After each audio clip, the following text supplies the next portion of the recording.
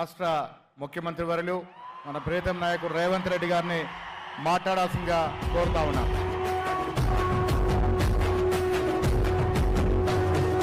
మూడు రంగుల జెండా బట్టి సింగమోలే కదిలినాడు ఒక్కరు కాంగ్రెస్ సూర్యుడు మన రాహుల్ గాంధీ నిగదీసి అడిగే మునగాడు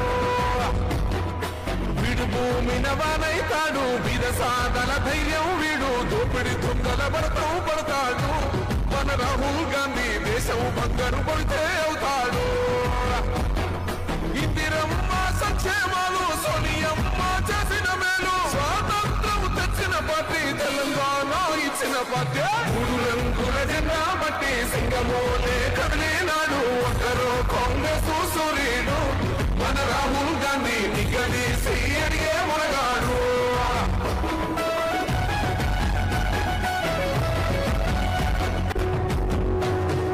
మూడు రంగుల జెండా బట్టి సింగమోలే కదిలినాడు ఒక్కరు కాంగ్రెస్ సూర్యుడు మన రాహుల్ గాంధీ నిగదీసి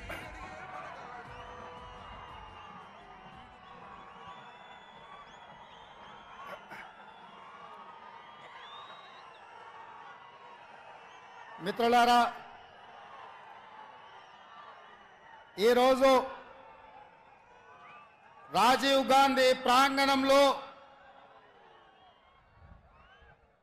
కాంగ్రెస్ పార్టీ జాతీయ మాజీ అధ్యక్షుడు మన అభిమాన నాయకుడు శ్రీ రాహుల్ గాంధీ గారు అఖిల భారత కాంగ్రెస్ పార్టీ జాతీయ ఎన్నికల మేనిఫెస్టోను ఈ తెలంగాణ గడ్డ మీద నుంచి విడుదల చేసి ఏ గడ్డ మీద నుంచి అయితే సెప్టెంబర్ 17 నాడు శ్రీమతి సోనియా గాంధీ గారు తెలంగాణకు 6 గ్యారెంటీలు ఇచ్చి ఈ తెలంగాణ రాష్ట్రంలో 3 రంగుల జెండాను రెపరెపలాడించిందో అదే గడ్డ మీద నుంచి మన అభిమాన నాయకుడు శ్రీ రాహుల్ గాంధీ గారు ఈ జాతికి 5 గ్యారెంటీలను అంకితం చేయడం ద్వారా జూన్ 4 తారీఖు నాడు రాబోయే ఎన్నికల ఫలితాలలో ఇండియా కూటమిని గెలిపించి జూన్ 9 తారీఖు నాడు ఢిల్లీలో ఎర్రకోట మీద మువ్వన్నెల జెండా ఎగరేయడానికి ఈరోజు వారు ఇక్కడికి రావడం జరిగింది. మిత్రులారా, ఉత్తర తెలంగాణ నుంచి గోదావరి నది, దక్షిణ తెలంగాణ నుంచి కృష్ణా నది పోటెత్తి తుక్కుగూడలో సునామీని సృష్టిస్తే ఎట్లా ఉంటుందో వందలు వేలు లక్షలలో కాంగ్రెస్ పార్టీ కార్యకర్తలు రాజీవ్ గాంధీ ప్రాంగణం తుక్కుగూడలో కదము తొక్కితే ఆనాడు బీఆర్ఎస్ ను తుక్కుగా ఎట్లా తొక్కిండ్రో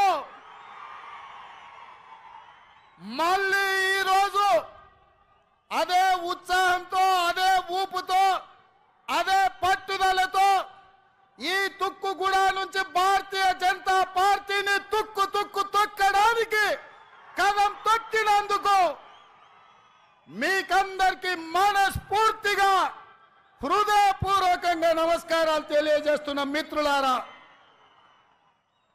మిత్రులారా, 7 అంతస్తుల మేడ బలంగా ఉండాలి అంటే పునాదులు బలంగా ఉండాలి. తెలంగాణ రాష్ట్రమే కాదు, దేశ రాజకీయాలలో కాంగ్రెస్ పార్టీ అధికారంలోకి రావాలి అంటే కార్యకర్తల పునాదులు బలంగా ఉండాలి. తండాలలో, గూడాలలో, మారుమూల పల్లెల్లో, పట్టణాలలో మీలాంటి లక్షలాది మంది కార్యకర్తలు కాంగ్రెస్ పార్టీ సైనికులై 100 అంతస్తుల మేడలను నిర్మించాలన్నా మీరు సైనికులుగా నిలబడి కొట్లాడినప్పుడే పార్టీ నిలబడుతుంది. ఎన్ని కష్టాలు వచ్చినా, ఎన్ని నష్టాలు వచ్చినా, ఎన్ని కేసులు పెట్టినా, ఎంతమంది జైల్లో పెట్టినా మీ రక్తాన్ని చెమటగా మార్చి మీ ఊపిరినైనా వదిలిండ్రు కానీ ఈ మువ్వన్నెల జెండా వదలలేదు. మీ శ్రమతోనే, మీ కష్టంతోనే, మీ త్యాగంతోనే ఈ తెలంగాణ రాష్ట్రంలో ఇందిరమ్మ రాజ్యం ఏర్పడ్డది. ఇందిరమ్మ రాజ్యంలో సోనియమ్మ ఇచ్చిన సంక్షేమాలు 6 గ్యారంటీలను ఇవాళ మనం అమలు చేస్తున్నాం. సోదరులారా, ఇవాళ మిత్రులారా, ఈ తెలంగాణ స్ఫూర్తితో, ఈ వైబ్రెంట్ తెలంగాణ నినాదంతో జాతీయ స్థాయిలో నరేంద్ర మోడీ గారు ఏదైతే గుజరాత్ మోడల్ అంటుండో, గుజరాత్ మోడల్ మీద వైబ్రెంట్ తెలంగాణ ఆధిపత్యాన్ని చూపిస్తుంది, అభివృద్ధి పదం వైపు ఈ దేశాన్ని నడిపిస్తుందని ఈ సందర్భంగా సవినయంగా తెలియజేస్తున్న మిత్రులారా, ఇవాళ ఆలోచన చేయండి. భారతీయ జనతా పార్టీ వాళ్ళు మాకు అవకాశం ఇవ్వండి అంటారు. నేను అడుగుతున్న భారతీయ జనతా పార్టీ నాయకులను, 10 సంవత్సరాల నుంచి మీ పార్టీ, మీ నాయకుడు నరేంద్ర మోడీ గారి దేశంలో ప్రధానమంత్రిగా ఉన్నాడు. నిరుద్యోగ యువకులకు ప్రతి సంవత్సరం 2 కోట్ల ఉద్యోగాలు ఇస్తా అన్నారు. 10 ఏళ్లలో 20 కోట్ల ఉద్యోగాలు ఇవ్వాలి. మరి ఇవాళ నేను అడుగుతున్న సిగ్గులేని కిషన్ రెడ్డిని పార్లమెంటులోనే ప్రశ్న అడిగితే 7,21,000 ఉద్యోగాలు మాత్రమే ఇచ్చినామని భారత ప్రధానమంత్రి నరేంద్ర మోడీ గారు సమాధానం ఇచ్చారు. 20 కోట్ల ఉద్యోగాలు ఇస్తాని 7 లక్షల ఉద్యోగాలు ఇచ్చినందుకు ఇవాళ నరేంద్ర మోడీకి ఓటేయాలనా నేను అడుగుతున్నా. రైతుల ఆదాయాన్ని 2 చేస్తామని మాట ఇచ్చిన మీరు వేలాది లక్షలాది మంది రైతులు ఢిల్లీ సరిహద్దుల్లో రైతు వ్యతిరేక నల్ల చట్టాలను తెస్తే 16 నెలలు సైనికులాగా పోరాటం చేసి 750 మంది రైతులు అమరులైతే కనీసం ఆ రైతులను పరామర్శించలేదు, ఆ కుటుంబాలను ఆదుకోలేదు. రైతులను చంపినందుకు భారతీయ జనతా పార్టీకి ఇవాళ ఓటేయాలనా నేను అడుగుతున్నా. 2022 వరకు ప్రతి పేదవాడికి ఇల్లు ఇస్తున్న నరేంద్ర మోడీ తెలంగాణ రాష్ట్రంలో ఎన్ని ఇళ్ళు ఇచ్చిందో లెక్క చెప్పి మీరు ఓట్లు అడగాలని నేను ఇవాళ బీజేపీ నాయకులను అడుగుతున్నా. ఇవాళ నరేంద్ర మోడీ గారు మతాల మధ్యలో చిచ్చు, ప్రాంతాల మధ్యలో చిచ్చు, భాషల మధ్యలో చిచ్చు, ఇవాళ వరకు చిచ్చు పెట్టి విభజించి ఇప్పటి వరకు అధికారం నిలబెట్టుకున్నాడు. ఇక ఇప్పుడు దేశాన్నే విభజించి చిచ్చు పెట్టి 3వసారి అధికారం రావాలని కుట్ర చేస్తున్నాడు.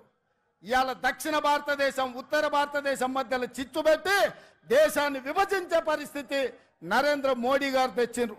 అందుకోసం ఓట్లు వేయాలనా నేను అడుగుతున్నా.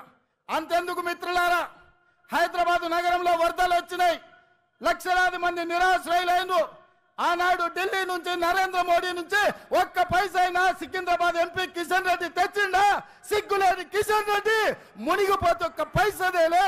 ఇవాళ ఏ ముఖం పెట్టుకొని ఇవాళ ఓట్లు అడుగుతున్నామని నేను చెప్తున్నా. అందుకే మిత్రులారా, నరేంద్ర మోడీ అన్న నమో అంటే నమ్ముతే మోసం. 10 ఏళ్ళు ప్రధానమంత్రిగా ఉన్నాడు, ఇవాళ మళ్ళీ ఓటేయమంటుండు. బీజేపీకి ఓటేస్తే ఆయన మన చంద్రమండలానికి రాజైతాడా?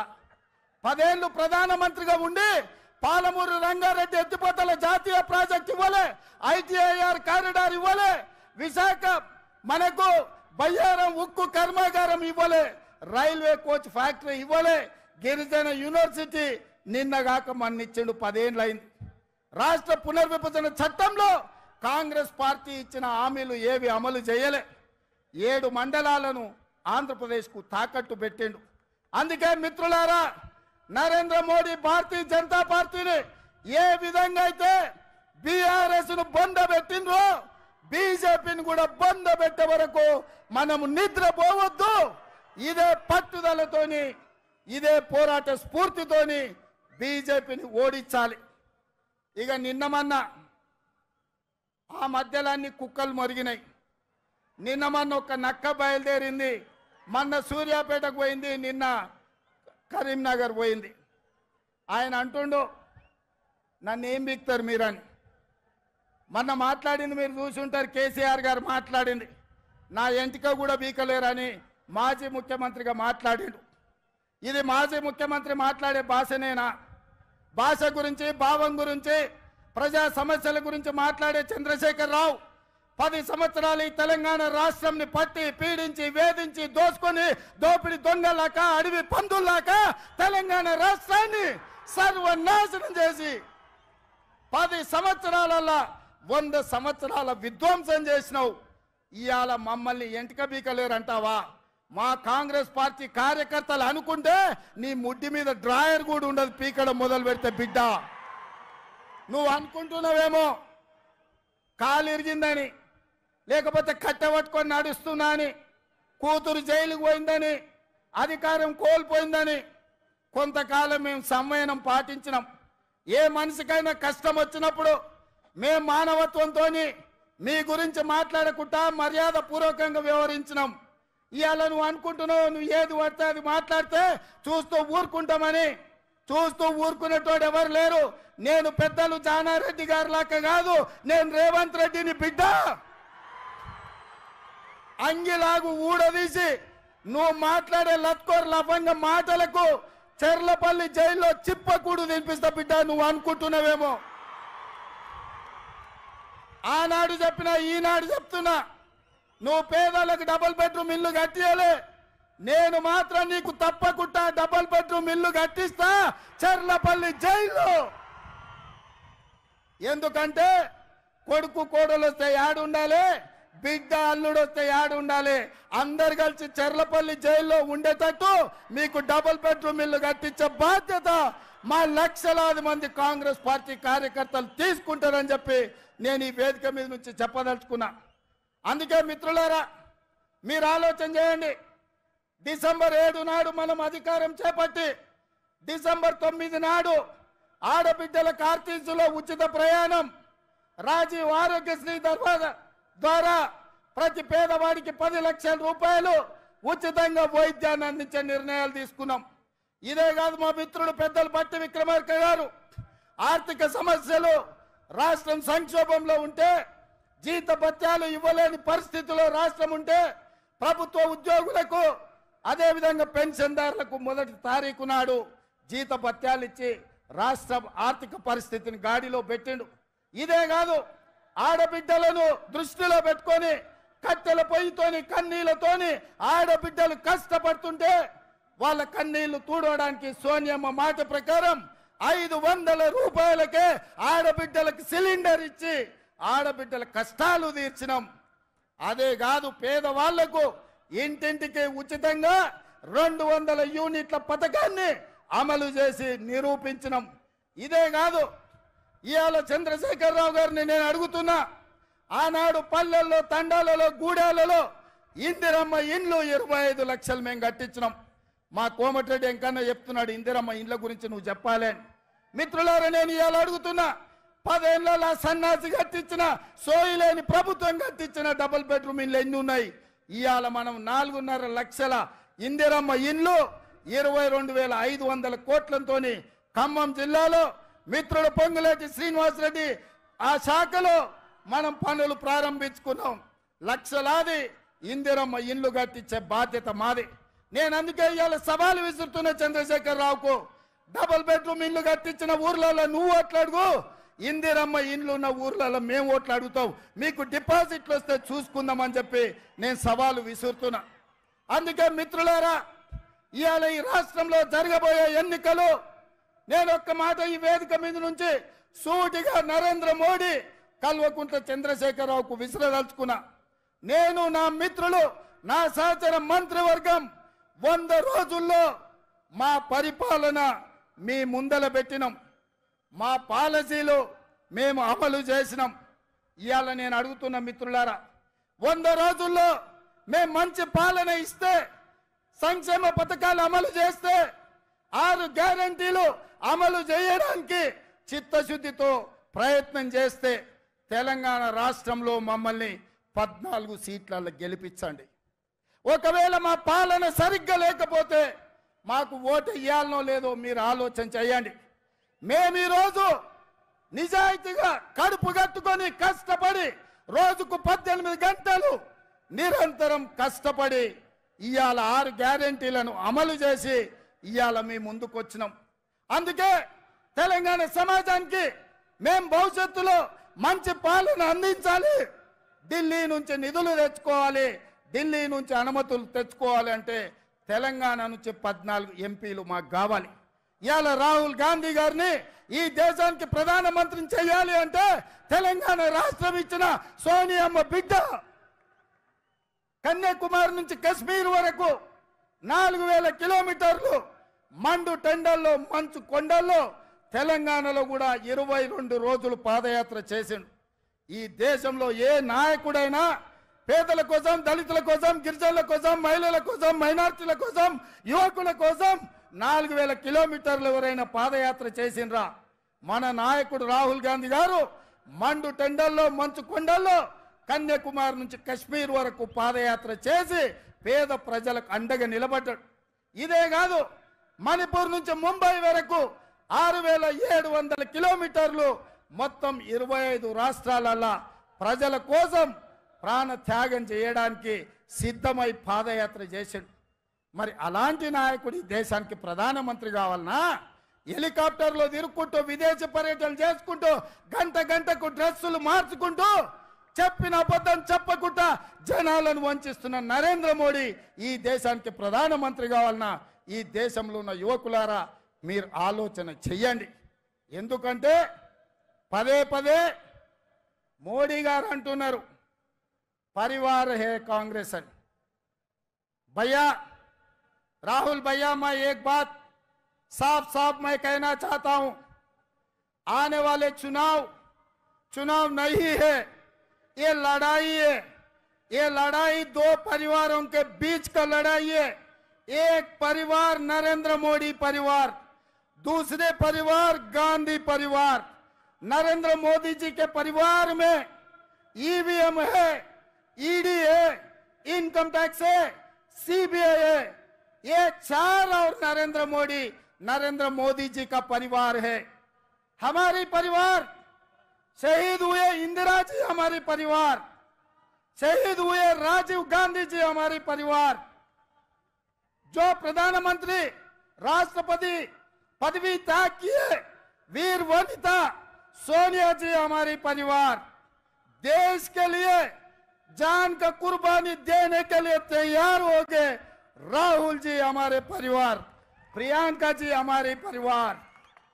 लाखों करोड़ों कांग्रेस पार्टी कार्यकर्ता इस देश में देशभक्ति जितने लोगों को है, सब हमारी परिवार। ये परिवार में देखेंगे नरेंद्र मोदी परिवार जीतेगा या गांधी परिवार जीतने वाले देश के लिए शहीद हुए परिवार इस लड़ाई में जीतने वाले हम देखेंगे। हम टक्कर लेंगे बराबर। नरेंद्र मोदी जी का परिवार से टक्कर लेंगे। ईवीएम को हरा देंगे, ईडी को हरा देंगे, सीबीआई को हरा देंगे। वैसे ही इनकम टैक्स वाले को भी हम हरा देंगे। इस देश को बचाने के लिए, संविधान को बचाने के लिए हम लोग कोशिश करेंगे। नहीं है तो ये देश बचेगा नहीं। संविधान को बदलने के लिए नरेंद्र मोदी साजिश कर रहा है। ये रोकने के लिए आपके साथ पूरा तेलंगाना खड़े रहकर आपके मदद में हम रहेंगे। इस लड़ाई में हम शहीद हुआ भी कोई परवाह नहीं है, हम आपके साथ ये जंग लड़ेंगे। आप सब लोग तैयार है? तैयार है? तैयार है? तैयार है? जो तैयार है सब खड़े रहो। आने वाले चुनाव में రాబోయే ఎన్నికల్లో రాహుల్ గాంధీతో నిలబడి రాబోయే యుద్ధంలో పోరాటం చేసే వాళ్ళందరూ చేతులెత్తి నిలబడండి. అందరూ చేయి పైకెత్తండి. జై కాంగ్రెస్, జై జై కాంగ్రెస్. హస్తం గుర్తుకే తెలంగాణ నుంచి 14 మంది ఎంపీలను గెలిపేయడానికి సిద్ధమా?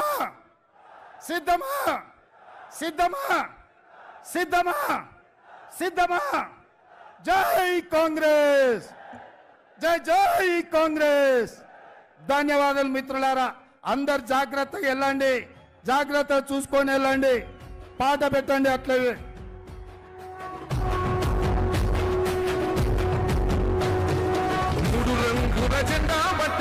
సింగమోలే కదిలినాడు ఒక్కరు కాంగ్రెస్ సూర్యుడు మన రాహుల్ గాంధీ నిగదీసి అడిగే మునగాడు వీడు భూమిన వానైతాడు విరసాదల ధైర్యం వీడు దోపిడి దొంగల భరతం పడతాడు మన రాహుల్ గాంధీ దేశం బంగారు పడితే అవుతాడు ఇందిరమ్మ సంక్షేమాలు సోనియమ్మ చేసిన మేలు స్వాతంత్రం తెచ్చిన పార్టీ తెలంగాణ ఇచ్చిన పార్టీ మూడు రంగుల జెండా బట్టి సింగమోలే కదిలినాడు ఒక్కరు కాంగ్రెస్ సూర్యుడు మన రాహుల్ గాంధీ నిగదీసి అడిగే మునగాడు